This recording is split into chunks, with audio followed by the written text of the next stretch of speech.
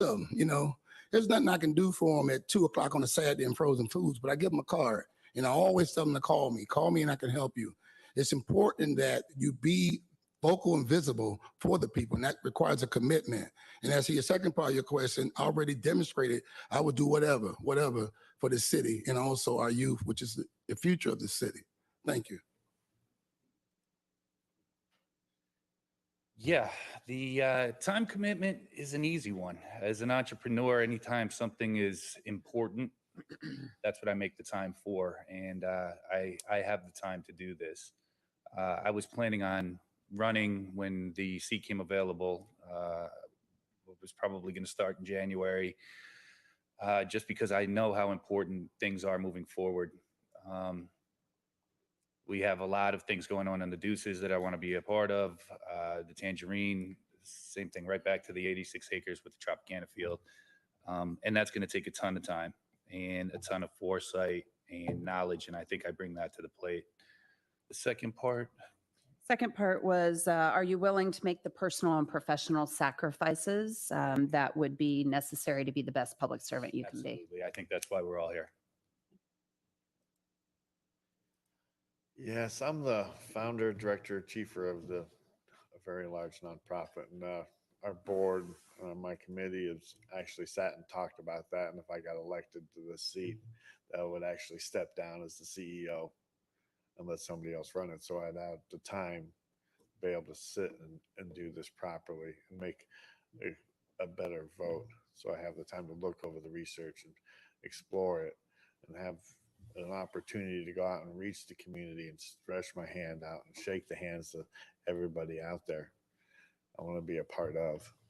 Thank you. The late Congresswoman Shirley Chisholm said that service is the rent that we pay for our time here on earth. No doubt about it, the six of us who have stepped up to serve today, we understand that this is a big time commitment that's being asked of us. And like many of you, I'm a small business owner. I understand what it means to not only have to provide for my household, but provide for the households of others who are on my payroll. So I understand that this is a time commitment, but it also requires someone who's going to exercise fiscal responsibility. You know, we're spending taxpayers' dollars here, so we should make sure that we're fiscally responsive in how we spend that money, and then also be responsive to the needs of our constituents. That's why if I'm appointed to this seat, I will serve with an open door policy. You know, I have been one of the few people in this room today who's applied that's actually been present for the past 10 years at multiple council meetings, multiple committee meetings, budget meetings. My mentor, one of my late mentors, Mama T. Lassiter, a grassroots activist, called herself the woman in the middle. She taught us that sometimes you got to step up if others won't. So I'm stepping up to serve because others haven't. Could you repeat it one more time? Thank you so much. So do you have the time to devote to this commitment, and are you willing to make the personal and professional sacrifices necessary? From my personal standpoint, absolutely. And I think, you know, I am in law school currently. And I think that while some might say that that's a bit of a tough balance, I am in part-time school. So that actually allows me to have a little bit more flexibility in what I choose to do with my day-to-day activities. But regardless of that, I've also taken steps to make sure any of the other roles or any of the other positions that I'm in, I can step away from and put my full focus onto this council and to serve alongside each of you. And I think specifically in this one aspect, this is actually one of the best ways my youth plays into my favor. I don't right now currently have a family that's waiting for me at home. So I think that when this council needs someone to be out in the field or needs to send someone individually to go do the work, I'm the one who can step forward. In terms of making those sacrifices and being willing to do that, that's realistically what I've done in almost every role that I've taken on. I'm always willing to stand up and be able to be a representative that leads forward and leads first. And I don't ever want to, you know, take this role in a way that wouldn't allow me to be there for my constituents. So this would be my priority. Thank you. There was a time when my wife wanted to go out and provide meals to the homeless, and I was working a job full time. I got off work, we went to distribute food, and I came home and my water was cut off.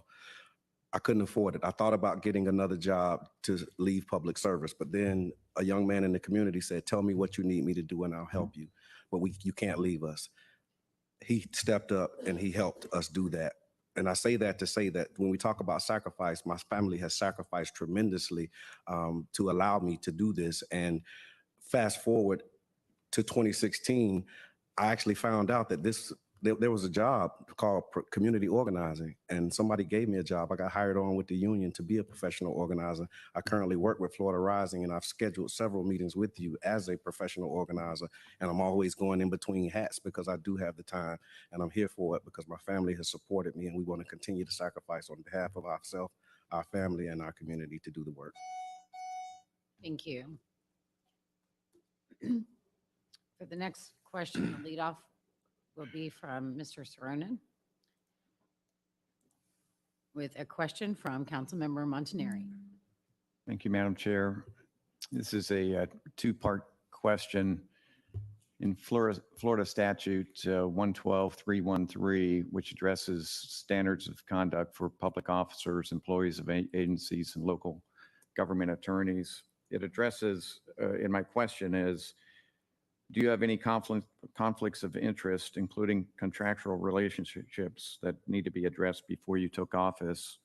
And if you do, what actions would you take to address that conflict of interest? I don't believe I have any conflict of interest. The Manhattan Casino does owe rent to the city of St. Petersburg, and I am part of the Urban Collective. That's been ongoing. We were here in March to try to come to some resolution to make sure that the casino stayed open and available to the community. I believe that would really be my only conflict, and I'm open to any suggestion on how you want to deal with that moving forward. Okay, thank you. As I stated earlier, I would probably step down as the CEO of my foundation, the facility that I have.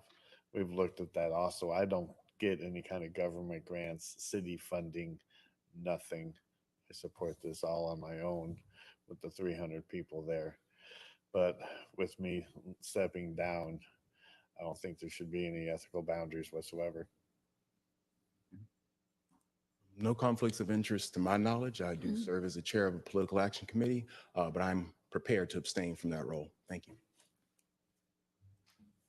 Thank you for the question. No conflicts of interest on my side, and I appreciate your time. Yeah, same. No conflicts of interest that I'm aware of. And I'm looking forward to reading the orientation manual on how to navigate those types of things if we are appointed. But as I'm aware of right now, there's no conflict. No conflicts at current that I understand, Mr. Councilman Montanaro. However, when I was on council, I always leaned on John and now Jackie to ask them about the stuff I'm involved in, committees, boards, and all that, to make sure there's no conflict. I did the same thing on the state level with our legal counsel.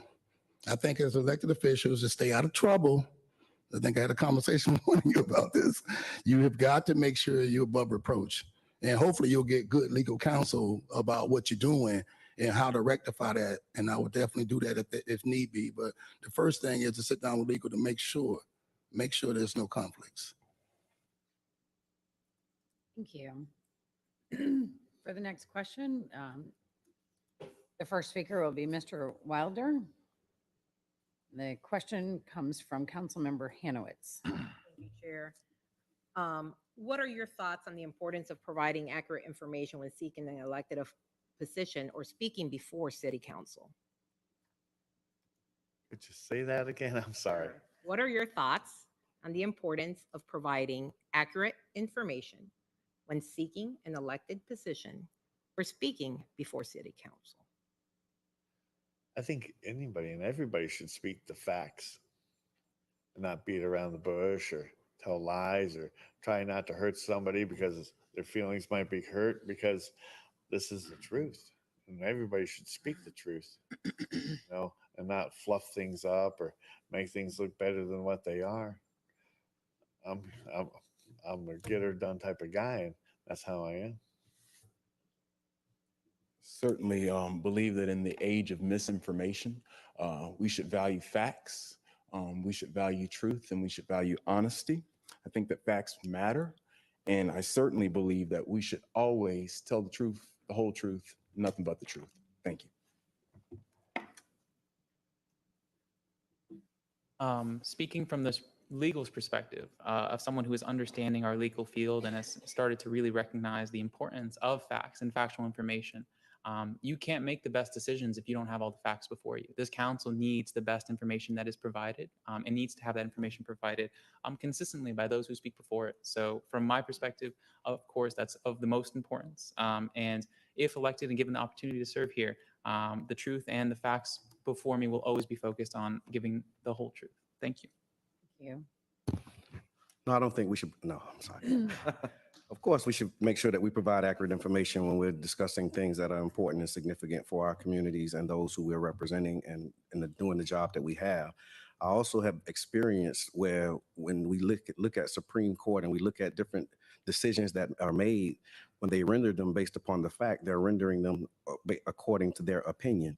They call them legal opinions. I've even seen them say that. And so I have seen situations where we can look at the same set of facts and interpret them differently. And I think that that's important to always make sure that we're mindful of, and we're not hard and fast, but and open to be able to flip the pancake and see the other side, because there are cases where we can both look at the same set of facts and have a different interpretation. And if we're not willing to have that conversation, then we may miss something. Thank you. Thank you for your question, Councilmember. It was anything factual should withstand scrutiny. Anything factual should withstand scrutiny. Anything factual should withstand scrutiny. That said, I'm reminded of a time when I was sitting up on that dais and we were looking at red light cameras. We had a gentleman come down here and talked about how his brother was severed in a red light running incident. He said to make 2 trips to go back and get his body. And that was heart-wrenching for all the council people. And I think the vote was 7-1. I was the only one that didn't support that. So the gentleman doubled down. He came to see me in my office and he wanted to see what was my problem. But I had this beautiful thing called Google. And when I Googled his name, I found out he was a red light camera salesman. So as your job as a council, you've got to ask anybody speaking on the subject matter, do you have any conflicts? Are you going to benefit in any way from anything happening here today? You can ask them that on the record. This is official record. And that's how you keep them from giving you misinformation. Thank you. Can you say it again? What are your thoughts on the importance of providing accurate information when seeking an elected position or speaking before city council? I mean, the integrity of what goes on in this room is the most important thing. So obviously, the giving truthful and factual information is the #1 priority. Right now, I think that with what's going on in the mayor's office and the council office, obviously there's a lot of eyes on what's going on. You're going to have 50 people fishing through looking for the truth and their version of the truth. So facts are the only thing we really have to stand on. Thank you. For the next question, the lead off will be Mr. Givens. For the question, Councilmember Fig Sanders. Thank you, Chair. I was glad to hear the word research in one of the answers. And for this, the city going through its redistricting process, with the city of St. Petersburg being as widely diverse as we are, we have often touted the fact that we were once a council made primarily of women, and we touted the fact that we were a council that had the highest number of African Americans sitting. We've had representation from the LGBTQ community. So we are prided upon our diversity and making sure that everyone is represented. So with that preference, are you familiar with the demographic breakdown of D7? And if so, please share your thoughts in regards to representation. Certainly, great question, Councilwoman Fig Sanders. The 70% of African Americans who live in District 7 deserve, I think, another minority who's going to advocate in our best interest. But certainly it may not be a minority who will advocate in the best interest of those 70% of African Americans. Perhaps there is a Caucasian brother over here who's most qualified than I am. But I think we need someone who's going to be intentional and someone who's going to be accessible. I definitely think that those other 30% who aren't African American deserve the same amount of attention. We should address these issues with a laser focus. We should make sure that every person, every constituent, all 30,000+ folks who live in our district, that they have equal and equitable attention. It shouldn't matter what your zip code is, what neighborhood association you're a part of. Everyone deserves a fair and level playing field, and that's how I will approach this role. I'll also make sure that we work to bring those new neighborhood associations that have been added into the district into the realm, and I'll make sure that I have monthly district association meetings. So from my perspective, I 100% understand that for the majority of District 7, I think it's very important for them to see someone or a member of the community step forward who in some way can represent the values and the things they want to see done. And I think that recognizing that and looking at that, especially knowing the statistics of over 70% of it being African-American, I think it's important to recognize that our role on this council is to give every single individual that we serve and a voice and the opportunity to know that they're going to be listened to. And I think primarily people of color do often feel like they are ignored. They feel like their voices aren't heard, and they feel like they don't matter. And I think throughout my time, all the leadership that I've ever taken on, I've tried to give an equal voice to every single constituent, every single representative, and that is something that I would continue to do on this board if given the chance. Thank you. Yeah, I absolutely have become intimately familiar with the demographics, particularly through the neighborhood association, because we've watched the demographics of our neighborhood change. We've also watched the demographics of the district change. And so that 70% is now 64% when we're talking about facts and stats and how that matters. We talk about representation for the district, knowing that in District 1 there's 1,800, African Americans.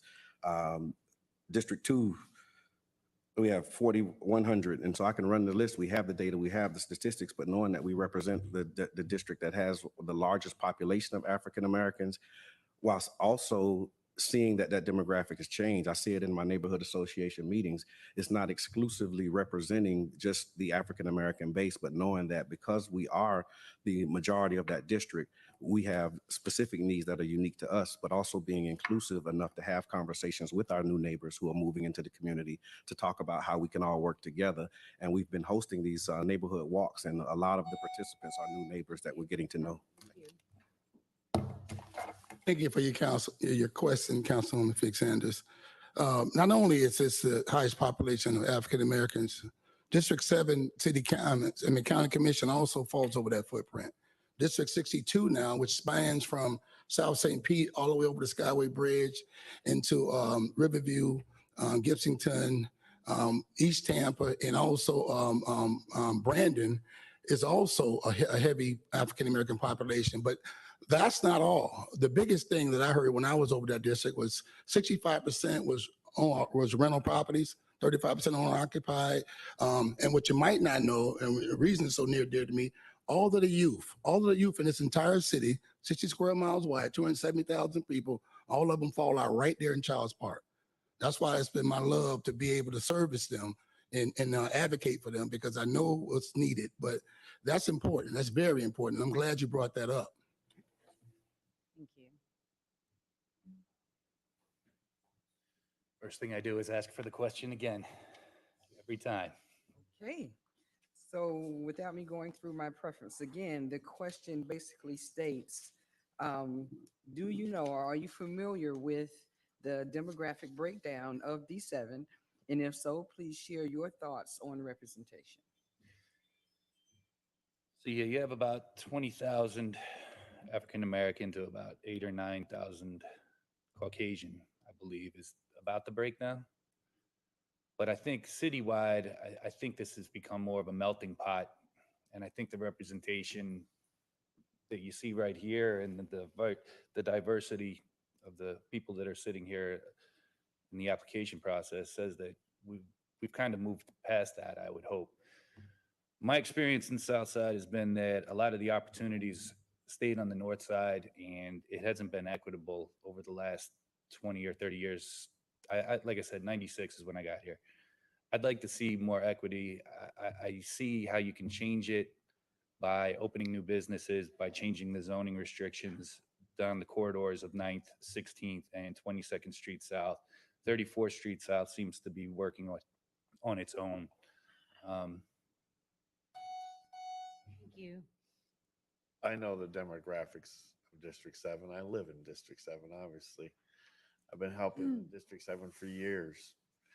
I mean, I house 300 homeless people in District 7, and I know their demographic. I give out 50,000 pounds of food a week through my food pantry in District 7. I know the different demographics there. I know the families that are there. I know the mothers and the children and the grandmothers that are there that I'm giving this food to that need help. I know that. I don't like dealing with race or color. I deal with love, and love is universal. Thank you. It's my turn to ask the next question. The first speaker will be Mr. Carradine this time.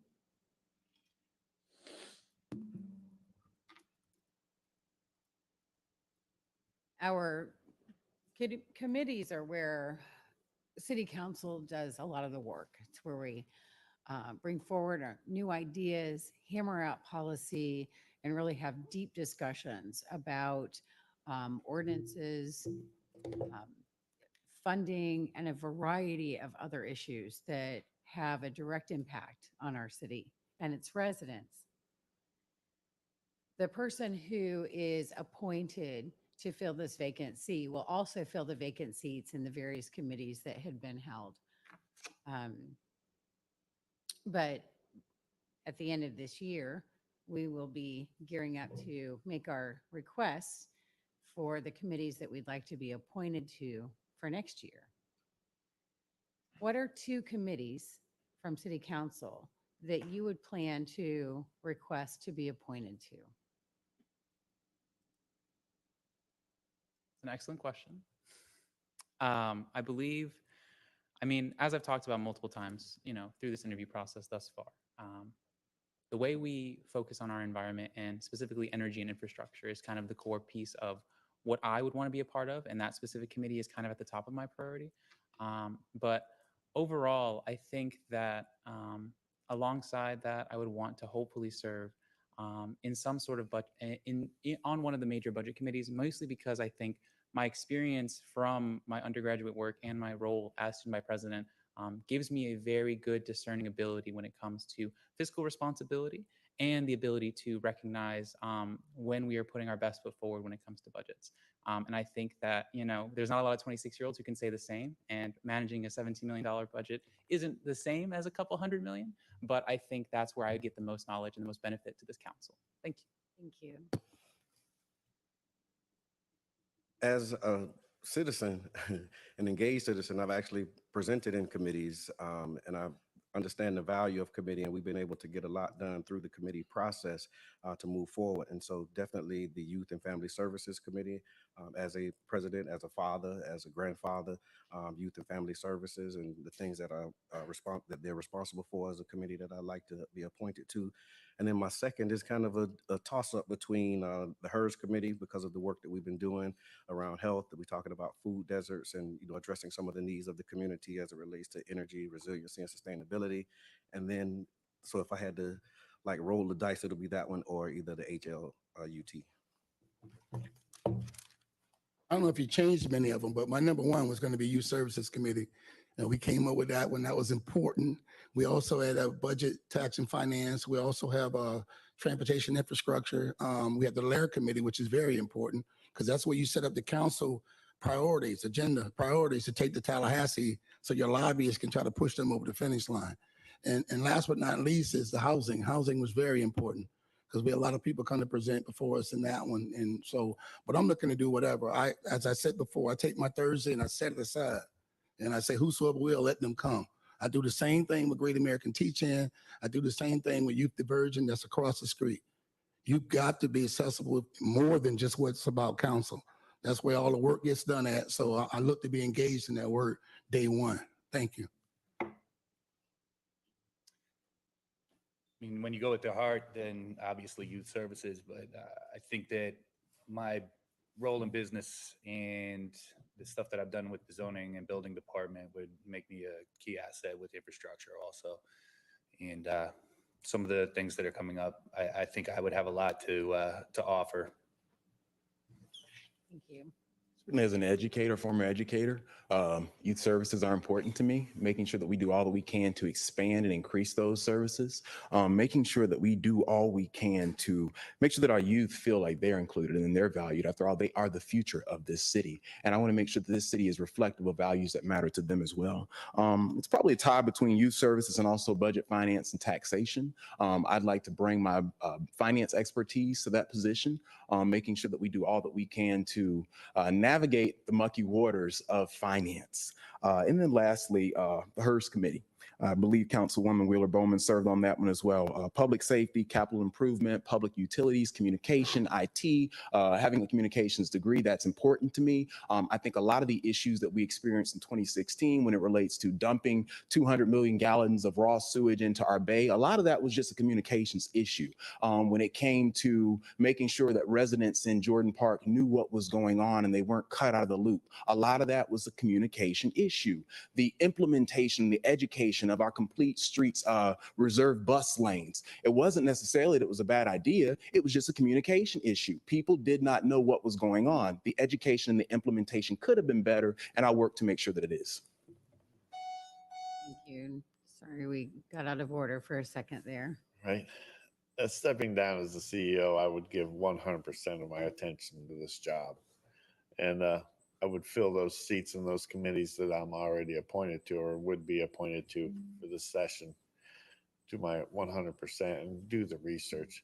But I would hope, and as years might go by and I continue to stay here, that I would get into committees that I do better at: social service, housing, things like that. Thank you. Now, we've each had an opportunity to ask 2 questions. The applicants have responded to many questions, both from the public and from us. So I want to just put this to the body to consider what our next step might be. We could continue asking questions. We could then, at the conclusion of these questions, we do have to go to the closing statements where each person has 3 minutes to make their final remarks. We could then go into our discussion and consider taking a vote. And if it is down to multiple people with no one having the majority, we could continue with another round of questions, perhaps framed a little bit differently, since we would be talking to a smaller field. I'm just throwing out some different ideas here, and I welcome your thoughts. Councilmember Fig Sanders. Thank you, Chair. At this point, my personal perspective is that as each council member asked a question, they were taking one of my questions off. So I think we have asked a gamut of questions from public and council.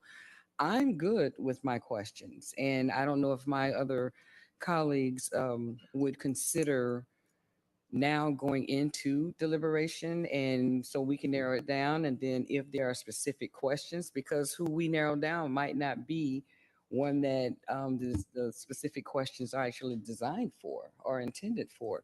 But I just think that between the 7 of us, we've done a great job of asking questions. I don't personally have to continue on that individual council member question mode. That's just my 2 cents. Thank you. Councilmember Gertis. I would just at some point, and I'm happy to work with the will of the body, like to ask some specific questions to specific candidates, whether that's now or before balloting is fine by me, but at just some point, I'd prefer to do that. Thank you, Chair. Vice Chair Gabbard. At this point, Chair, I feel like I think it's time for us to maybe move on to our closing statements or the applicant's closing statements, and then we could do a round of voting. And then at that point, if we don't have a majority for one particular candidate and we have 1 or 2, then that may be the opportunity to really hone in on individual questions. I'm trying to look at this as much as I can through the eyes of the voters, right? And what the process would have been had we actually had an election for this seat. And so maybe we're at primary time, and maybe we really get to the point where we narrow it down and really get to the heart of what some of those individual questions might be. Thank you. Thank you. Councilmember Montanari. Thank you, Madam Chair. I agree with Vice Chair Gabbard. I think personally, I'm at a point where I would like to move on to closing statements and then kind of go into a round of voting and kind of see where we stand and then determine how to proceed. All right. Thank you. Jackie, is there a Councilmember Floyd? I was just going to say I agree with Vice Chair Gabbard as well. Thank you. Thank you. Jackie, it appears that we do have consensus on how to move forward. We don't need to take a formal vote on that, do we? You do not.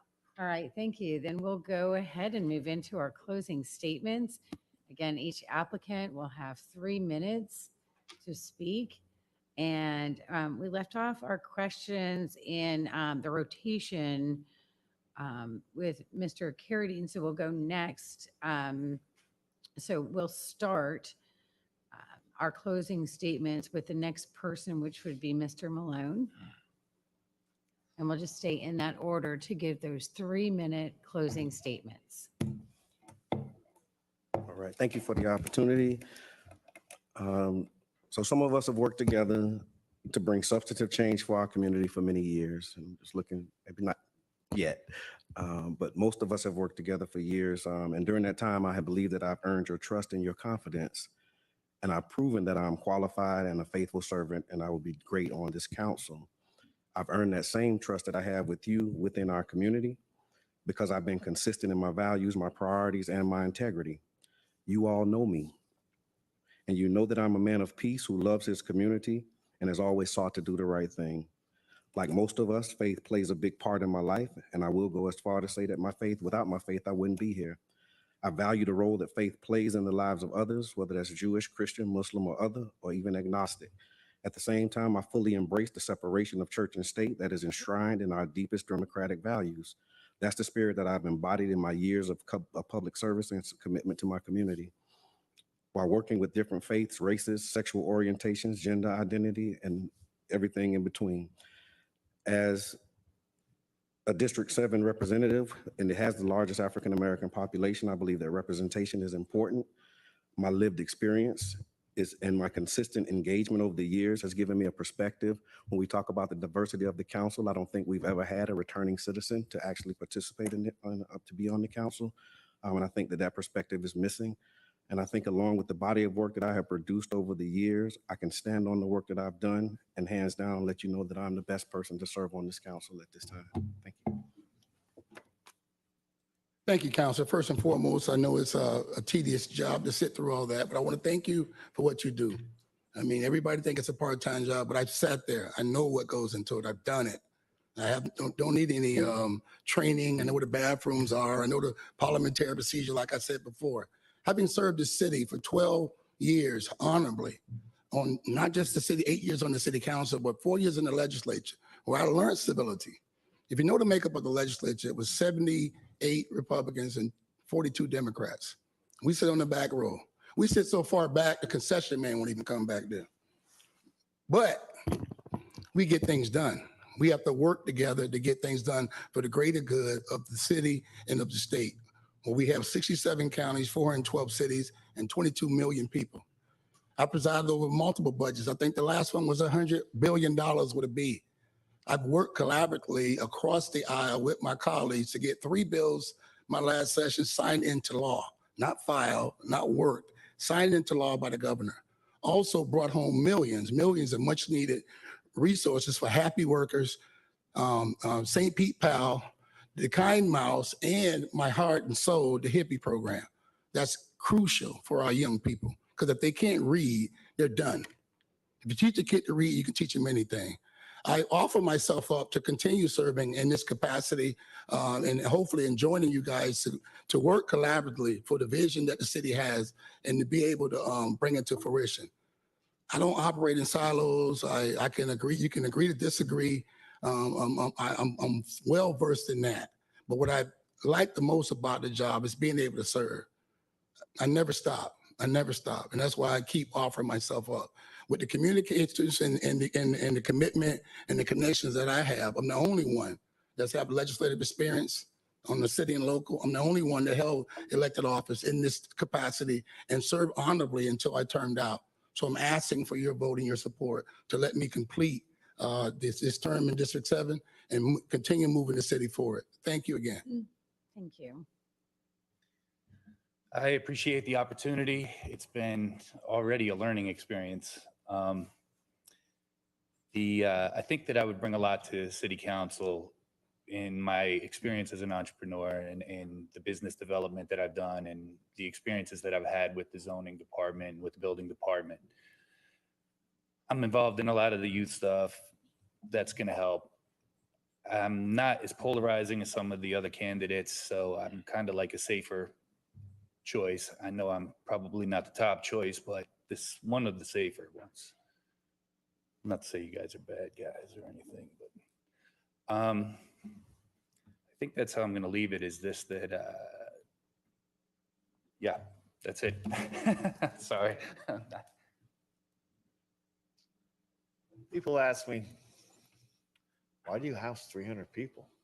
It's a nonprofit, you're not making any money. People ask me, why do you give out this 50,000 pounds of food? You work your butt off all week long for that. You don't make any money at it. Why do you give out all these free clothes and the free shower? Why do you try to put these 100 homeless people to work every day? Why do you do that? I tell them I'm trying to save the world. But you can't save the world. I feel I can save the world. You know why? Because I have endless love right there. And it goes out endlessly. Not to the people I help, to that community, and hopefully to the people of St. Pete. If I sit in this chair, I have worked hard to build that social service program that I have, and it helps hundreds of people. And I hope to come into this chair and do the same thing so I can help thousands of people because I have endless love and I want to give it away. Thank you. American democracy itself is on the line. The stakes are higher than they have ever been. So we need real people who will work to find real solutions to the real problems that real people face daily. I'm an independent thinker. I'm unbought and I'm unbossed. I don't rely on the opinions or the influence of others to form my own thoughts, but rather I have a proven track record of working with others to find common ground and to build a consensus. I'm a bridge builder, not a bridge destroyer. I'm a uniter, not a divider. I have never relied on a title to serve, but for me, it's always been about service over titles.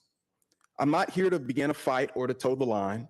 I'm here to speak truth to power and to be the voice for those who have struggled to be heard for so many years. My road has not been easy. My road has not been perfect, but that's a good thing because politics requires thick skin. I know what it means to fall down and to get back up. So you have to go through something in order to understand that you can get through anything. I've been in the storm and I've been through the fire, but still I rise. See, for me, I get up every day focused on how I can make this world a better place than the way that I found it when I entered it in 1992. As I close, I'm reminded of the book of Isaiah, when the Lord says, "Who shall I send? Who shall go for us?" And for more than a decade, I, Corey Givens Jr., have been answering the call. Here I am, send me. Send me and I will go fight for the disenfranchised. I will stand before you today as an heir to a tradition of servant leadership, an heir to the tradition of the late Dr. David Welch, Ernest Filiu, Ernest Williams, Seabet Wimbush, all those who walked this Hollywood halls before me. For me, it's not about fame or profit, but it's about defending what is right. And I ask that today you do the right thing and appoint a servant leader who will get to work and start delivering some real tangible results. We have a lot of work to do, and we don't have forever to get it done. So we must be steadfast and intentional as we are responsive to the needs of our shared collective constituents. I hope that this appointment won't be about favoritism, but about who is the most qualified and experienced candidate to fill this vacancy. Whoever is appointed could very well be around for almost a decade. So we need to ensure that we make the right choice. Your 7 votes will determine who leads over 250,000 residents in this city for at least the next year. I thank you for your time. I thank you for your consideration. And above all, I thank each and every council member for your service. May God bless each of you, and may God bless our great city. Thank you. Members of St. Pete Council, I want to first, again, thank you all for your time. And I want to emphasize the importance of the decision before you here today. I know that it's not often that you see a member of Gen Z, a 26-year-old, step forward to try and fill the role of a city council member. But I believe it's that specific reason why I believe I'd be the best asset to this community and to this council as a whole. St. Pete is growing younger. St. Pete needs to have a board and add someone to this board that can represent this next generation. And I believe that I am the perfect candidate to do so, and the one that can bring the most potential for not just our citizens, but for each of you here. I know that it's tough when you're faced with so many talented and great candidates, but I think that realistically, looking forward and looking at what you want this role to represent for the next year, there's not going to be a better option than myself because of my experience and because of the fact that not only have I represented others, over 50,000, but I've actually managed to get things done that made a genuine impact on folks' day-to-day lives. At my campus, there were students consistently who did not have access to emergency transport, who could not ever get to the hospital reasonably. And one of the first initiatives that I managed to accomplish was to set up a free emergency transport system for all USF students. And that's something I'm immensely proud of because to this day, if there's a student who is injured on campus, they have an ability to get to a hospital without having to pay ambulance bills, without having to pay anything additional. And that's just one aspect of the things that I've managed to accomplish. Not only that, but I've advocated for communities that don't always just look like me. One of the biggest accomplishments I also managed to finish during my time was physical representation for the Divine Nine on my campus, who had been promised physical representation at USF for over 25 years. And it wasn't until my presidency that we managed to actually get it done. And I didn't do that by bullying. I didn't do that by forcing my opinions on others. I did that by sitting down, doing the work and compromising and finding out the best way to accomplish that. And I know that this board could use my voice. I know that this board could use a member of Generation Z to try and create some positive change for the crises that are now facing St. Petersburg. I didn't step up to this role because I thought it would be easy. I stepped up to this role because I see my skill set and I know it can be the perfect solution to fill this vacancy for the next year. And I really want to encourage each of you, when you go to cast your ballot, that you reflect and you think on who among you has the most potential, among our candidates has the most potential. And I think you would not be best equipped to pick the safe choice.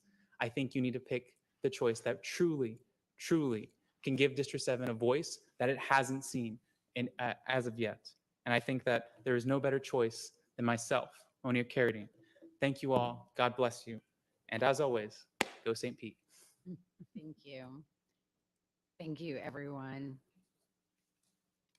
That completes our closing statements. We could, so I'll open this up for discussion. If anyone would like to do discussion at this point.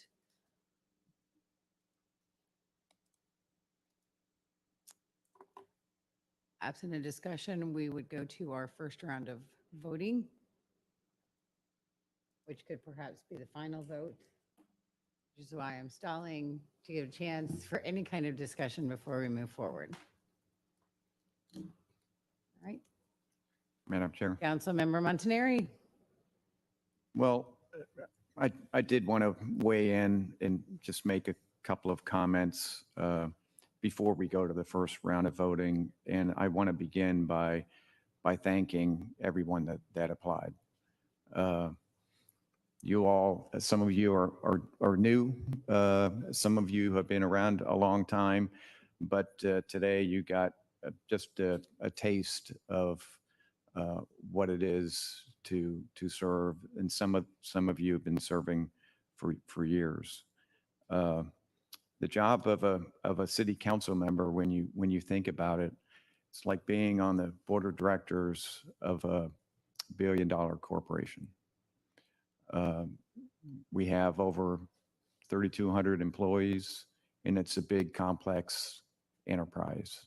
It's a very important job and demands a lot more time than the average person knows.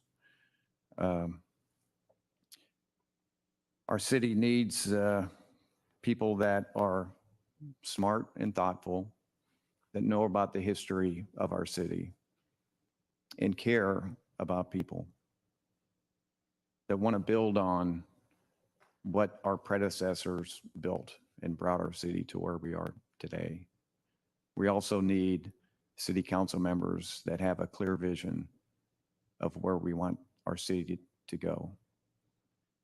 District 7 is a very important part of our city, and we need someone good to represent the residents of District 7. But it doesn't stop there, because city council members, if you were to run in the primary, you'd run just within District 7, but then you're going to get elected citywide. And we need to have people that understand the district, but also understand the city.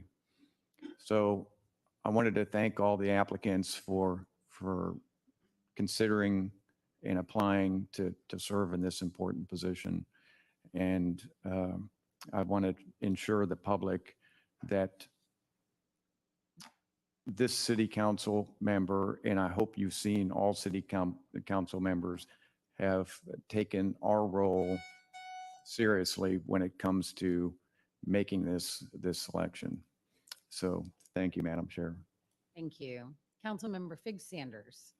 Thank you so much. And I also concur for the gratitude for those of you that are willing to put your name in the hat, who have stood up and understood the sacrifice that it would make in order to sit on this dais and to make decisions that transcend your boundaries. But I also would like for us to continue, and I listen to what things are being said and what they hope for and what they would like to see, and, you know, about asking the hard questions. We're going to need someone for that, to answer those hard questions, but not only to answer those hard questions, but to not build on our history, but to open the box and do things that are different and new and things that have not been done before. I'm also hoping that who, you know, we bring to the table to have that conversation knows the area, you know, because you have to represent, and I've heard the statement of knowing who lives there and having those voices heard. Because we don't want to all of a sudden get on the dais and get amnesia and forget what it is that we've committed to this council and to the residents, and for those of you that are here have heard. We don't want people feeling as though we're making, well, we are making a decision for District 7. And although we have asked for some type of commitment that you would run for office, we know that there's no guarantee. And there's no guarantee that you're going to win. So we're actually looking for your best foot forward for the next year. But more importantly, we're looking for a commitment to your truth, your transparency, and those facts. So with that being said, I want to thank you, but I also want us to make sure that we step outside of the box and that we do something that's different, and we address those needs that have gone unaddressed for oh so long. Those that are willing to ask those hard questions. Thank you, Chair. Vice Chair Gabbard. Thank you, Chair. I just first of all want to thank all of you for stepping up and doing so, I think, so professionally. You have all really demonstrated here today the work that you've done in the community individually, and I respect you all for that, and I thank you for that. I've been very vocal from the beginning about my concerns over what I see as kind of a flaw in our charter that really takes this decision away from the voters. I take that incredibly seriously. It feels almost like an impossible choice to step into the shoes of the voters to determine who they believe would be the best representative for them. And not just for the district, but as Councilmember Montanari said, for the entire city. We represent everyone. And I take this responsibility incredibly seriously.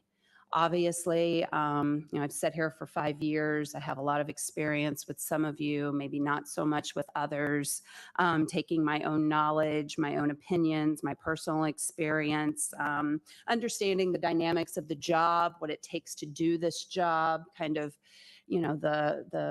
the need for camaraderie at times to be able to get through the hard decisions and the importance of that. And so I take all of that into consideration, but I also have to take the public input that we have received up to this point into consideration as well.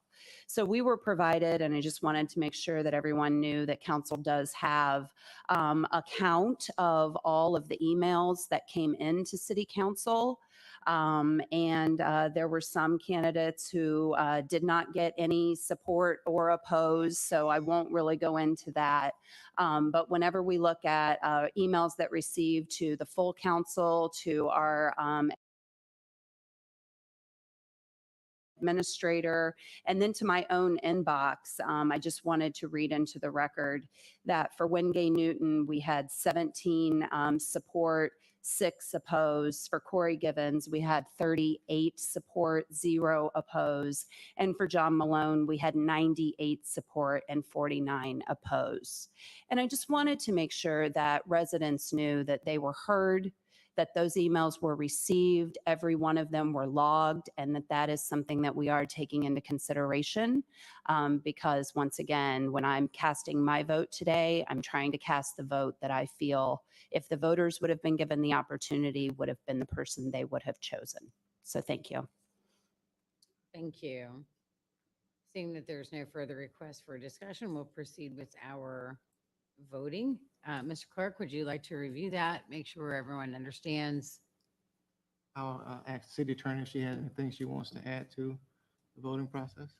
Just, Madam Chair, that as we discussed, this will be done similar to the balloting that you've used in the past. Well, you'll write the name of the person you've selected along with your name for public records purposes. Those will be provided to the clerk, who will conduct the tally and report that to you. And if there is not, based on what you've discussed previously, if there are not 4 ballots, you may continue the discussion, 4 ballots for a particular individual. You can continue the discussion and decide how you want to proceed with the meeting at that time. All right, thank you. You all should have some paper ballots in front of you. You put the name, date it, and your name on there, and I'll come by and collect them.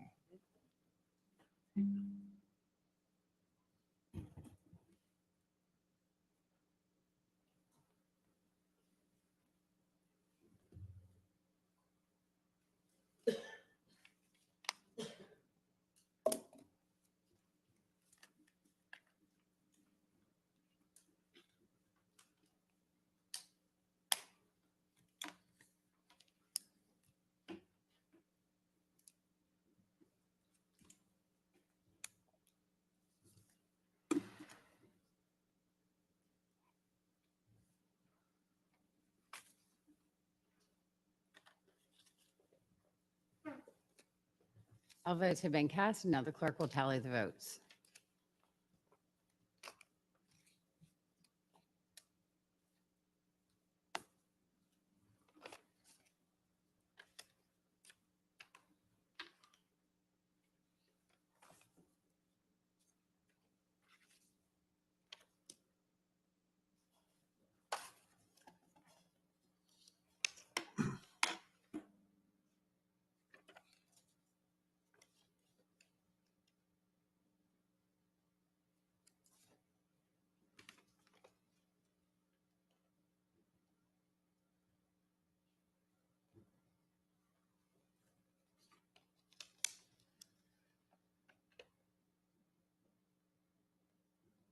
Ready, Madam Chair?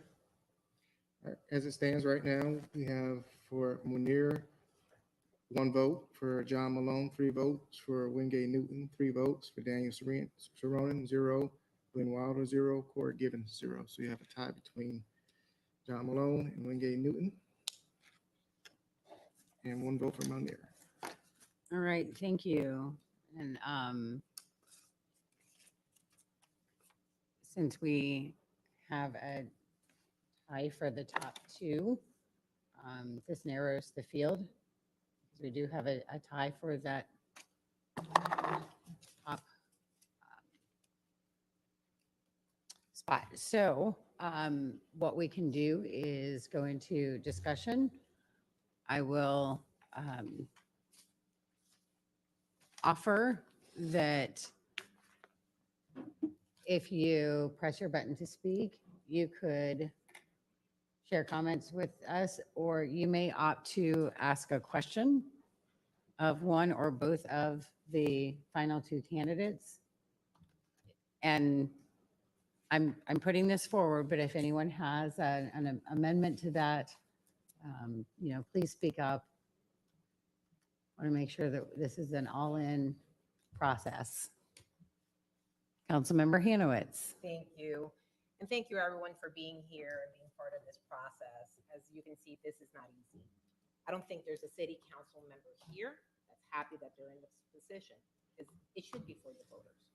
But we got put in this position. And when we vote, all of us understand that we're not just voting for our purposes, we're voting for the citizens of St. Petersburg. And we're voting for this body. And it's very difficult because we have gotten a ton of emails. And I know the issue that was brought up about Nation of Islam and anti-Semitism. I'm sorry, can you hear me? Sorry. And we got a ton of emails about that. And I don't know about other city council members, but I spent a lot of time watching videos, a lot. And some of the stuff that I heard made me understand why the emails we were receiving were being received and how the people that sent those emails felt because of those videos. And I'm not saying that these words came out of Brother John's mouth, but the point I think the emails say is basically if you're part of a group that spews hate towards another group, it's a problem. And we see that ongoing with different sorts of groups. It doesn't necessarily mean that a group doesn't do good. Doesn't necessarily mean you're against everything. It's specific things. And I need to put something on the record because first, my stepdaughter is Jewish. I have lots of family and friends that are Jewish. And I had serious conversations with people about the language and the hate that's out there. And my stepdaughter had a problem with it. The people that I spoke with have a problem with it.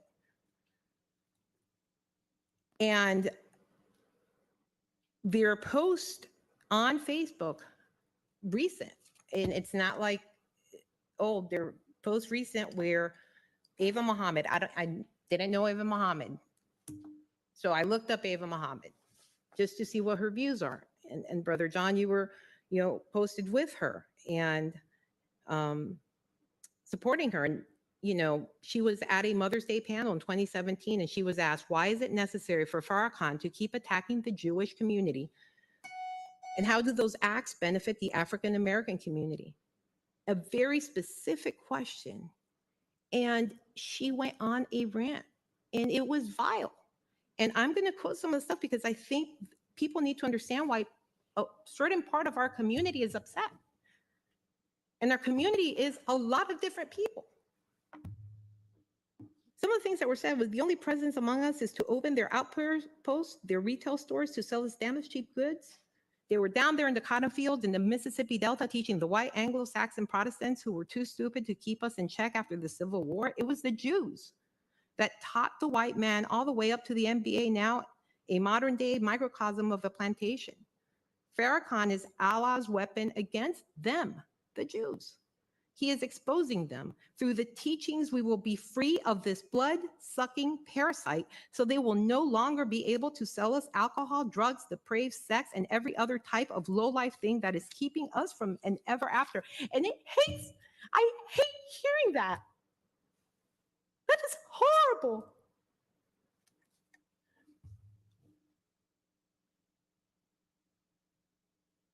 The anti-LGBTQ stuff, the anti-interracial marriage stuff, I have a hard time, and I know the work that you do in the community. I know because I was a neighborhood president. I know you do good work in the community. And I don't know if that's a decision for the voters to decide if that is a place, if that's okay. And you mentioned about talking with the Jewish community and having those conversations. We've had the heads of the Jewish Federation, the heads of the synagogues reach out to us for a whole community. And if you, I'll give you the opportunity to speak right now about it, but this is the issue I am having.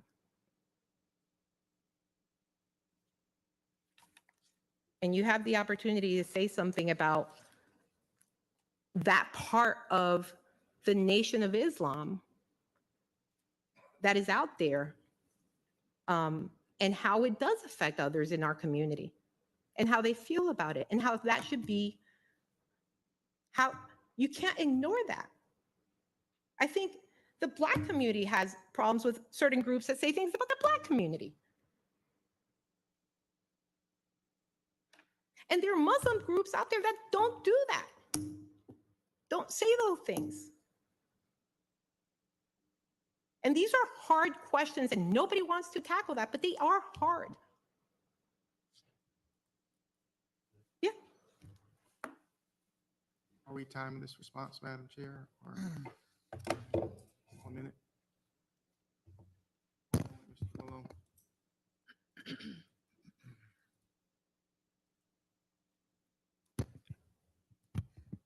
I'm sorry you feel the way that you feel.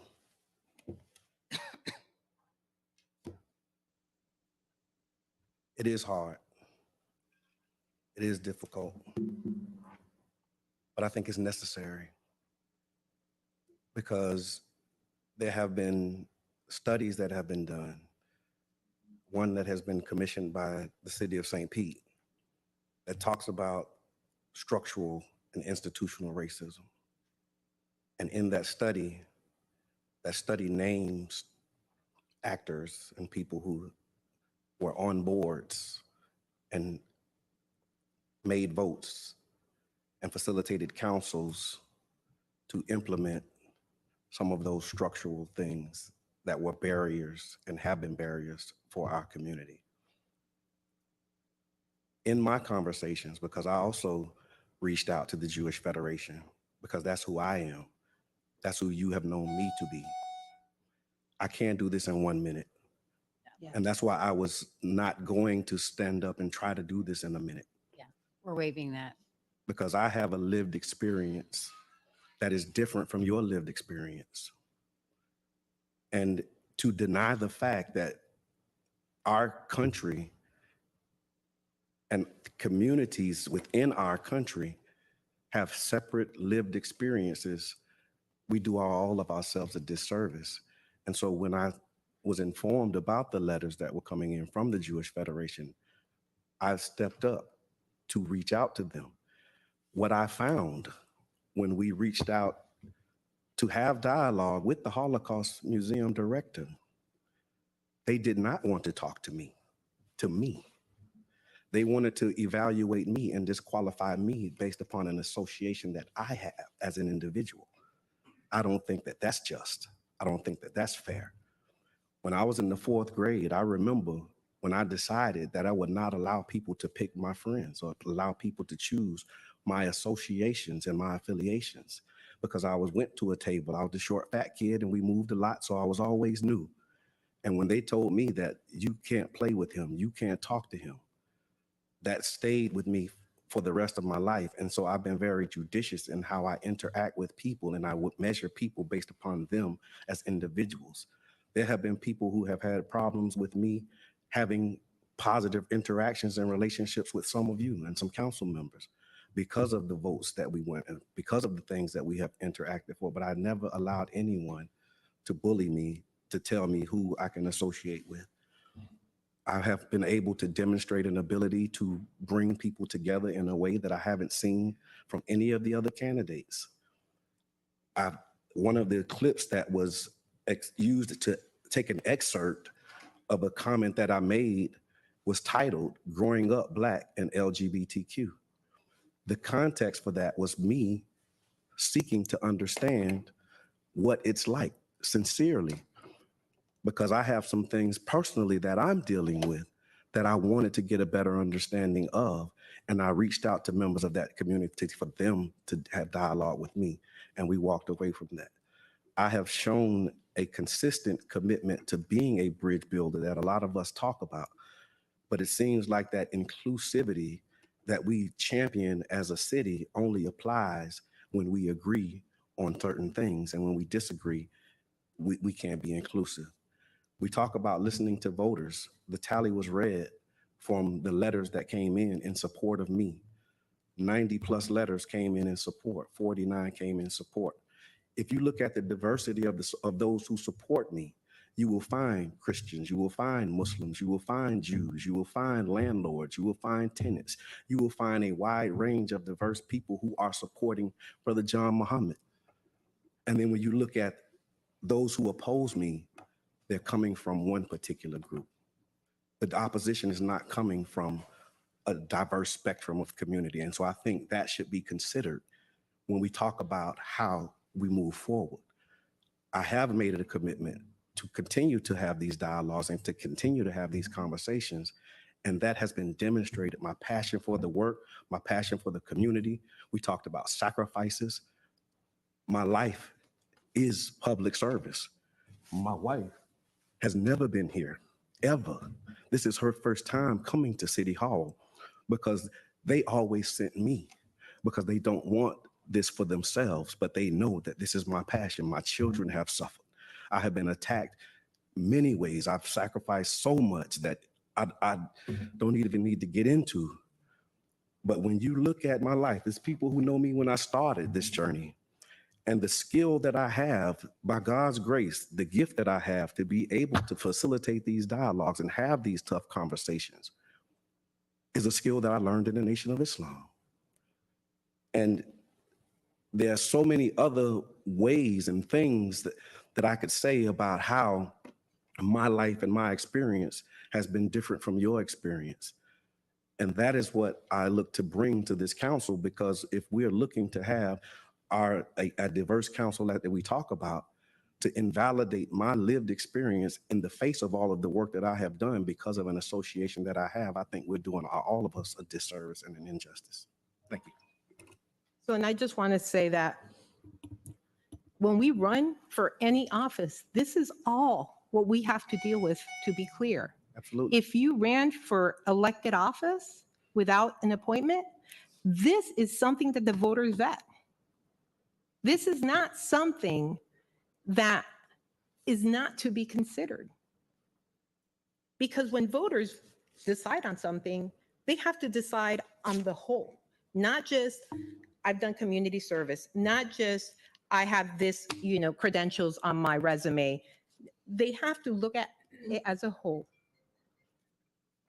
And the hard part is, and what you say is, well, these people are against me, but these people are the ones that are receiving the attacks specifically. So it's like a circular argument.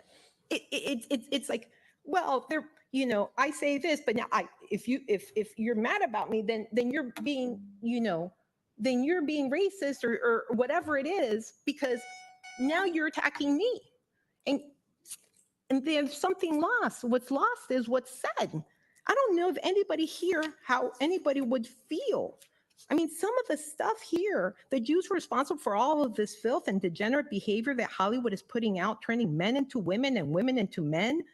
I mean, it's not one thing. And I can see why a whole community feels that way. And I think when you look at other groups that spew this. I mean, there was an interview with Louis Farrakhan and Alec Jones, and I couldn't wrap my head around some of this stuff. And I understand people are entitled. I'm never going to ask you to disavow your religion. That's what you want, or say, you know what, I don't support Farrakhan.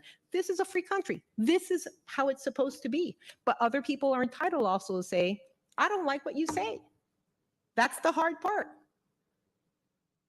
And so as I've said, I think it's sad that we have to make this decision in such a short period of time, because you can't go through the process of being vetted through the whole community and then having voters decide, because I do think you do a lot of good work in the community and people know you in the community. No question about it. If I may, the request for me to be vetted came from the Jewish Federation. And after reaching out to the Jewish Federation, they said that they were satisfied that I had been vetted. That's not the impression I've gotten from any of the emails. And I don't, if you're saying that the Jewish Federation's position is that they're satisfied that you've been vetted? Right. As an individual, because again, I'm the one that's standing here applying for this position, and there's conversations that have been had. And see, the jaw drop is, I have the same reaction, because if anybody who knows me they can tell you this was never something that I woke up and decided to do on my own. I never imagined in a million years that I'd be seeking an appointment to a vacant city council seat, let alone running for office. I decided to run for office because of the things that I saw happening in my community and those who I convinced to get involved in the political process through our work with Amendment 4. They said that they didn't have anybody that they could vote for that they were inspired by, but they were inspired by me. So I said I would run if it would help you to get involved in the process. When I made that decision, I went and talked to my wife, and she gave me the green light to support this decision on September 2nd. 13 days later, the seat was vacated. I have no control of that. Anybody can tell you that I've gone back and forth with this decision for years. The first time I was asked if I would run for office was by Lisa Willa Bowman. And she said, if you're not going to run, I'm going to run. And I said, me run? You must be out of your mind. Fast forward, because we plan, and then there's another plan that's in our life. So 13 days after my wife green lights this to happen, I'm still back and forth. I'm still going through all of these things, because you're right. I knew that that decision would open me up for these types of conversations. And I knew I had to be prepared to have these types of conversations. And I had no way of knowing how I would respond and how I would show up, because it is a test for me, just as it is a test for our community. And I think that's the bigger picture. What I'm here representing is not just me, myself, but I'm representing our city and representing a reality of our city and a reality of our country that we need to address. So what is a reality? I want that there are, the reality is that we're different and we don't agree. And we need to have conversations about those disagreements in a real way and in a substantive way. The realities are highlighted when we talk about racism and structural racism and disparities and those types of things. Like, those are things that are documented and proven. We're talking about facts, because I was the one, and it's hard for me to even say that, because anybody who knows me, I don't like to talk about myself. That's why when I'm up here talking about the work, I always say we, because I know that I've done none of this by myself. And that's why that support comes from my community. I'm here because they put me here. When I went to the neighborhood association, I didn't go there to lead that neighborhood association. They told me I was their president explicitly. You are going to be our president. I never wanted that. I never wanted this. Continuing, 13 days after my wife tells me that it's okay for me to do this, Ian whips up in the Gulf. I'm still struggling. I'm still in that space, looking for a sign, some would say. When I announced on the radio publicly, it was Yom Kippur was the day. I read the history of Yom Kippur to our radio audience. And I didn't know the greeting of Yom Kippur, but I had enough respect for the community to say, this is the day that we are. This is this day in history. I double click and look for days in history all the time. But I chose to read that history, not knowing that any of this was going to be real for me a few weeks later. After making that announcement, it led people to start doing research. The hurricane came, and I'm trying to skip, not leave it out, but when the hurricane came, the confirmation for me that this was something that I had to go through, regardless of whatever the outcome is and however you decide, was the date that the applications are due is the Most Honorable Elijah Muhammad's birthday. He's the teacher of Louis Farrakhan. So because anybody who know me, you know I'm always looking for a sign. If that wasn't a clear enough sign for me that I needed to go through this and continue to pursue this path in spite of what I knew I would face and the criticism and the ire that the article talks about, then that's when I publicly said that whatever is happening with me, if it will benefit our community and benefit us and allow us to be able to come to the table and have these tough conversations and realize that we do have lived experience, then I'm willing to go through it for the good of the whole. And that's what I'm looking to bring to this council, is a voice that is consistently able to see both sides. I've worked with Rob, and we don't always agree, but we've always maintained the respect for one another. I've sat with Mike Jeffries. I've sat with Brandy Gabbard. We've worked on things. I've worked with Deborah Figgs Sanders, Councilmember Figgs Sanders. I'm sorry, I got to work on my professional decorum. I'm not councilman. I don't have years of experience in these spaces, but I've worked with Councilmember Figgs Sanders, and we don't always agree. All the way back from her days at the YMCA. Gina, Chairmember Driscoll. I met her at a forum when we presenting a community-led agenda called the New Deal for St. Pete. And when you look at the pictures and the photos from that, you see that that represents our city. Every forum and thing that I have done when we invite members of the city, it's a very diverse audience. And that does not happen from somebody who harbors hate in their heart for other people. That does not happen for somebody who is advocating for violence against other people. That does not happen. But it happened for me, and it's clear. The record shows that I've been able to bring together brothers who were on probation, brothers who had to probably leave some stuff in the car, but they've come to a church to meet with police officers. Conversations called Black and Blue. Being a Black police officer, I facilitated those spaces. So my record and what the task at hand is what I'm standing here to talk about and to debate. And it is a tough decision, and I don't envy you all at all for having to make that decision. All I can do is stand on the work. Last thing I'll say, as I was preparing for this, my voice started to leave me. The day before one of the most important speeches that I'll ever give, I didn't have a voice, and it's still not 100%. And I said, Lord, what is it that you're trying to show me in this? And it came to me, the work will speak for you, and they'll decide based upon that. Thank you. We'll go on to Councilmember Figgs Sanders. Thank you so much.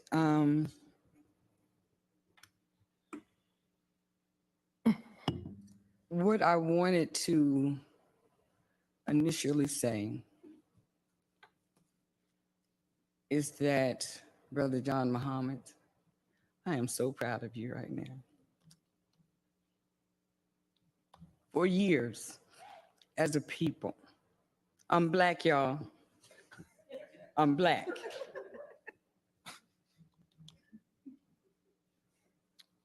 For years, as a people, our works, our qualifications, our talents, our skills have been misjudged by pure sight. This is bigger than you, my brother. Please know this.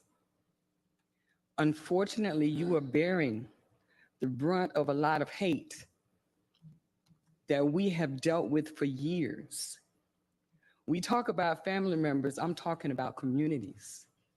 I'm standing here as a mother of 3 young Black men who, as you are correct, we have not always gotten along. But those bridges you have built does not display a heart of hate.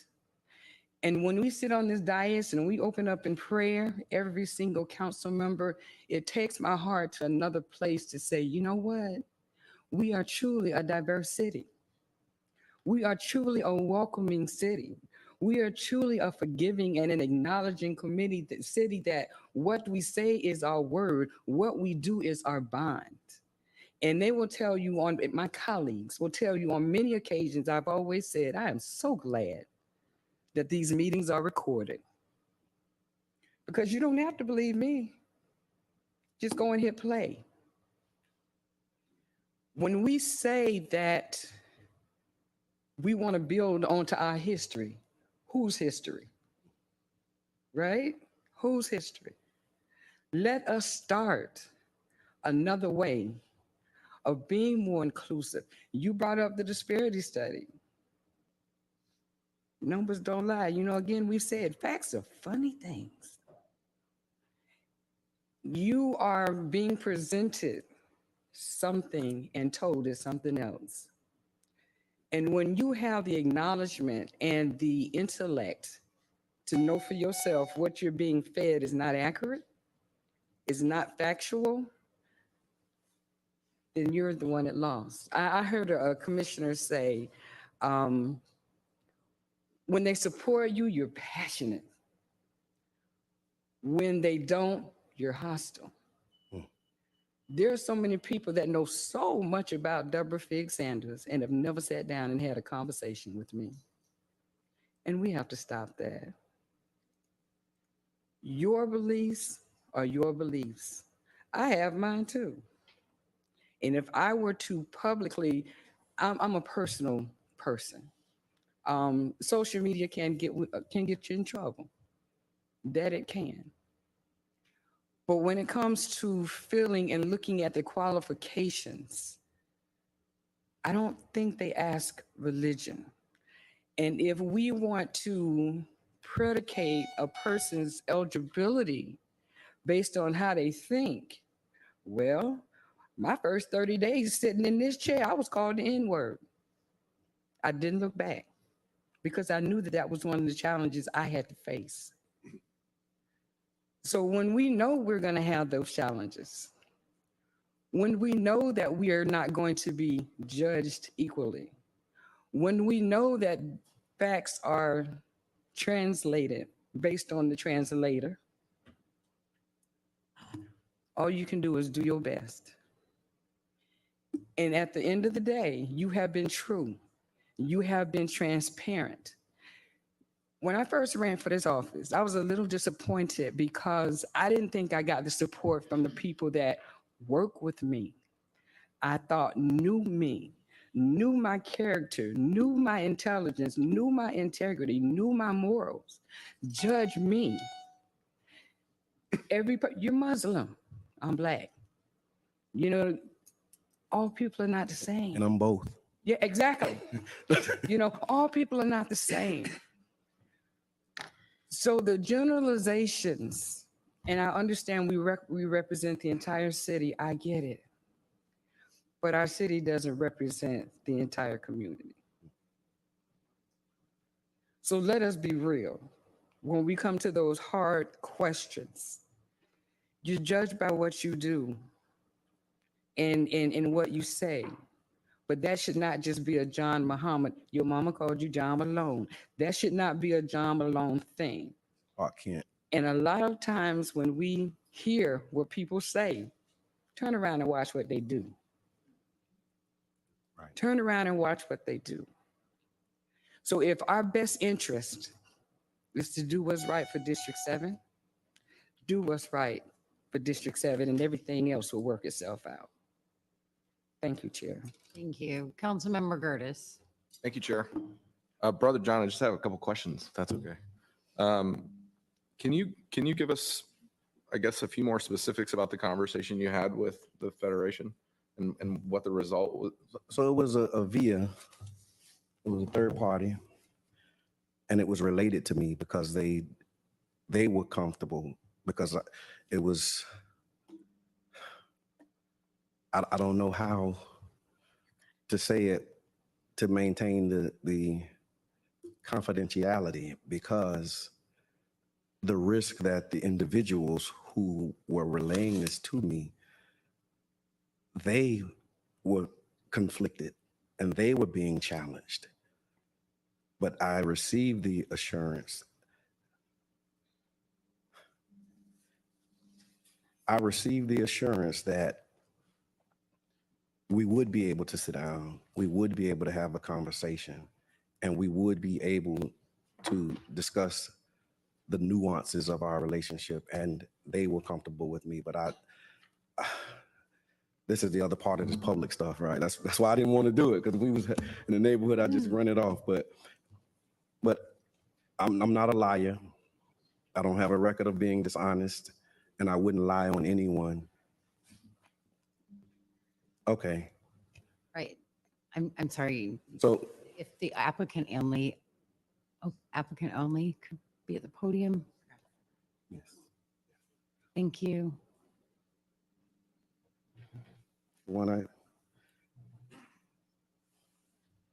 So I'll read you the communication that I received. Let me find it.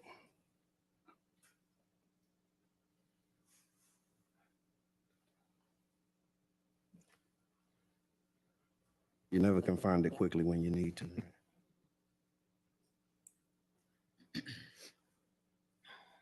Response from Stuart Berger.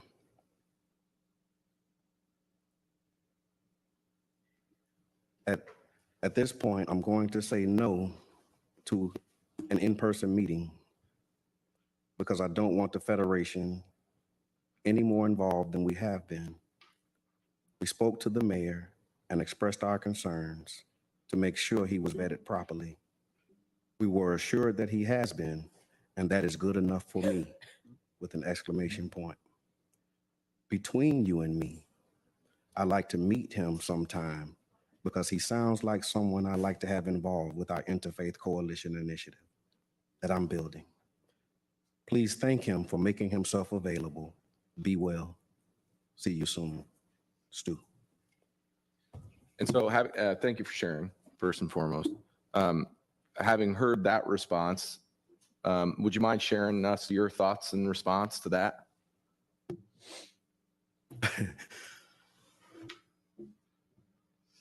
I'm excited.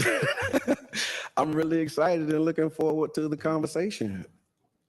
I didn't know that this was what was going to happen, and I'm really looking forward to it because it will give us an opportunity to really address whatever those concerns are in the way that we've done in so many other issues. And this is another pressing issue, I think, in our community that has remained dormant because, again, I was surprised, but I wasn't surprised because I've done this work for so long and I've always introduced myself consistently the same way, and it's never been an issue until now.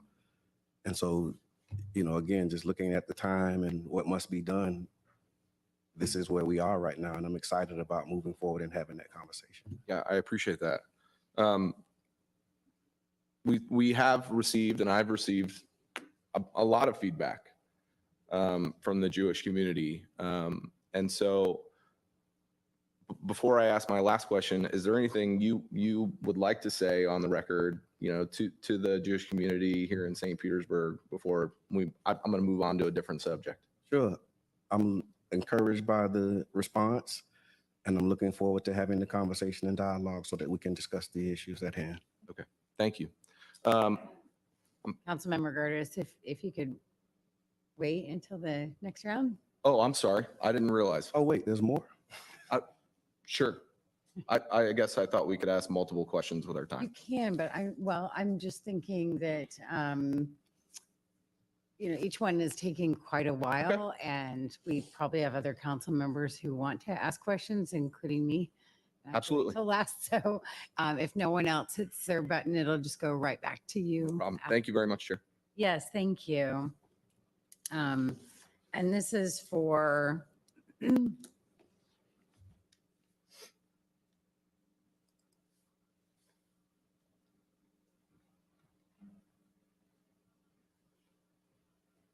This is for both candidates, and I'll start with Mr. Newton since you probably need a break from talking for a moment, so we'll let you rest for a second. Thank you. And this is along the same lines as the other questions, but just in a broader sense. I mean, why is this important to us? Because making sure that St. Petersburg is a welcoming and inclusive place for everyone is probably one of our highest values. And I know that you both understand how important it is to emulate that and look for opportunities to elevate that approach to inclusivity in our city. So given that there are times when people of different backgrounds might have a conflict with someone, or there could be something that is considered to be offensive, maybe there's a misunderstanding that comes from a variety of cultural backgrounds. There can be any reason. And yes, sometimes there are hate groups involved. What is something that you would do to elevate that image of St. Petersburg, not just the image, but the culture of our city as being inclusive and welcoming to everyone? Thank you for your question, Madam Chair. I would continue doing what I've been doing. I mean, since I was on that council, I signed the Gay Pride Proclamation. I voted to fund the Gay Welcome Center. I voted to fund the parade. I voted up on every issue they had ever come before us, the LGBTQ community. When I arrived at the legislature, the Competitive Workforce Act, every year I co-sponsored that legislation, even though it was never agenda. I always see people as equal. That's all I see. I see people. Even when I served up there, and one time comment came out in the paper from the StPete Times that says, Councilman Newton, who is Black. You know, so right after the meeting, I went down to the Downtown Neighbor Association meeting, and they came up to me and they said, Councilman Newton, you're Black. I said, yeah, I found out today. I didn't even know. You know, so to me, it was, I believe in treating everybody equal. I don't believe in setting up any diversity things because there have been trouble in the past, but we can't live in the past. We've got to go for it. Always led an exemplary life. I mean, I've been married to my soulmate for over 32 years, crime-free. You know what I'm saying? I knew going into this when I first ran in 07, and it went 20 years in my background, 20 years, and came on and said, no criminal history. I knew at that point it's going to be a different litmus test for someone that looked like me if they offer themselves up to make a difference. So I had to make sure, I had to make damn sure that I led an exemplary life and I did everything above board, transparent and honest, first and foremost. Not selective transparency, but transparent. And that's what I've done. I mean, it's a reason that I've been in my public life for so long. And people, I mean, the best thing they can say about me is they don't like Newton, but they can't tell you why. If you ask them why, they can't put it they can't put it down to a subject. Is it because I went up to Tallahassee and worked across the aisle like I said I would and got legislation signed in the law? You know, 3 pieces of legislation brought back millions for Happy Workers, PAL, the Kind Mouse, and the Hippie program. Because I do stuff like that, I get laid with it. Well, he's too close to the Republicans. I don't see people. When I go up to Tallahassee, I see getting things done. And I work the same way on this council. You remember, it was a lot of times that I advocated, and it was some 7-1 votes. Through and by, people come up to me today and say, you were right. I wasn't trying to be right. I was looking out for the greater good of this entire city. 60 square miles wide, 270,000 people. It was never about Newt. I did an 18-year career with Xerox Corporation, corporate America. I came back home and I saw the lackness in the district. So when I, as a president, neighborhood president, when Renee Flowers turned out of this seat, I offered myself up for inspection and to run for this seat, to be fully vetted by the people that was actually going to vote, that I was going to represent it. And I was able to, I guess, convince them with my background being clear to give me an opportunity. And I've never looked back since. I served honorably, I think, for over 12 years in public service for the city of St. Petersburg in 8 years, sitting up on that council, and never had there been an issue with Newt, never. Thank you. Sir? I would start by acknowledging the reality. When we talk about uplifting the image of an inclusive city, I'm glad you walked that back a little bit, because the idea of the resolution is not to and pass a symbolic, position, but to really identify ways that we can move towards it. And so I think acknowledging the current realities and then seeing how we can move towards them through policy and through legislation and through things like the structural racism study, which ends with recommendations, and then being able to have serious conversations about how we actually implement this inclusivity, because I do see and I have experienced inequality and inequity, and I have lived with that, and I've experienced it, and I have been frustrated by it. And I've experienced it firsthand, particularly in the criminal justice system, because I was arrested. My record was actually posted online. And what was not posted with my record was the article that came out about red light camera violations, 2 of which were on my record. 2 speeding ticket violations in school zones. The article around the compliance of school zone signs that thousands of people received tickets for was not included in my record. It was not shared with that screenshot. So I've experienced that. I have 2 charges, criminal charges on my record. 1 for drug possession, I did that. But there was a gun charge that I received that I did not do. I didn't carry guns. I'm not a fan of guns. I'm a man of peace. And I was always afraid of guns, even when I was living my other life. But they picked me up, and my wife was pregnant with my second daughter at the time. And they put me in a room. My public defender, who was supposed to be representing me, gave me a choice. She said, "You're on probation for your drug charge. They're offering you an extension of your probation of 5 years." I said, "Well, I didn't do it." She said, "Yeah, but we can't prove it. What you gonna do?" I'm 19 years old with a pregnant girlfriend. She's my wife now, though. I took that probation. And so when you look at that record, it's a story behind that record that you will never see. And it's rooted in structural racism and injustices, which is why I'm such an advocate and why I'm so passionate about it, because I know everybody in jail ain't do it, but I know what my story is, and I know the stories of those who have been with me. And so when we talk about inclusivity, I've seen us be exclusive in some of the things that happens in the city. And so to make sure that we not only champion the image of inclusivity, I would hold us accountable to these resolutions and these studies and things that we've done to present a way to move forward to being an inclusive city. That's what I'm looking to bring to this council. Thank you. Councilmember Curtis, did you want to ask Thank you, Chair. a question? We talked a little bit about, and this can go for both actually, because I think you both mentioned this. We talked a little bit about the police budget and the funding of the police and wanting to make sure that we're also funding, other areas.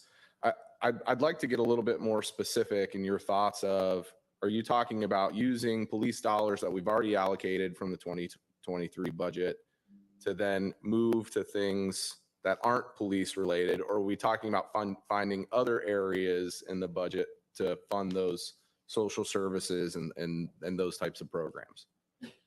What I'm thinking, first of all, I believe there might have been a law that was passed that said we can't do that. Like, we can't take existing funding from the current police budget and use it for other things. And so I wouldn't be advocating for something that is not legal. I also, as I mentioned, I never really agreed with the term defunding the police, because again, my house was broken into. I called the police. I didn't call the activist community. And so when we talk about finding ways to use public dollars more effectively, and public safety is the topic, I do believe that there are other creative ways to prevent crime than by adding to the police budget. There's data and there's statistics that have shown that with these increases in dollars, that it has not created a reduction in crime. And so that means that if we're throwing money at the problem, as we've done with so many other problems, without being strategic in where that money is going, then we're not actually proposing a solution. And so would be willing to work with Chief Holloway like we've done in the past and have conversations with Chief Holloway, because he is ultimately responsible for his budget. And he's the one that created the call program that we had been seeding around and talking about. But it was his decision to do that based upon conversations that we had been having within the community. And I'd like to be able to continue to have those conversations in a real way without the labels of, oh, he's a police defunder and now I'm in a bag, as though I cannot have a conversation with the chief of police. That's what I bring to this council, is my ability to, again, see both sides of the issue, be able to understand both sides of the issue and articulate them from a place of fairness and justice that I have not seen in a long time in our city. Mr. Newton. Again, for the record, I have no issue with the way you guys set the budget. I think you did an excellent job. What I was proposing and what I will propose as my relationship with the legislature is to take whatever funds we had set aside for youth service and leverage that.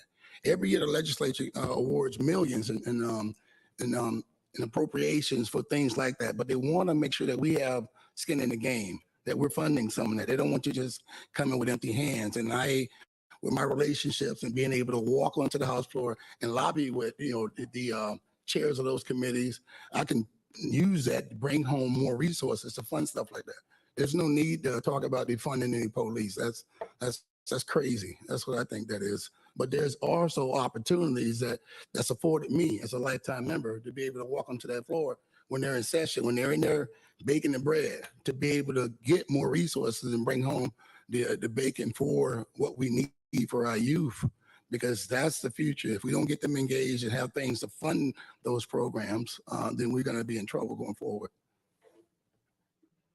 Thank you, Chair. All right. Thank you. Councilmember Hanowitz. Thank you. And so the structural racism study was mentioned.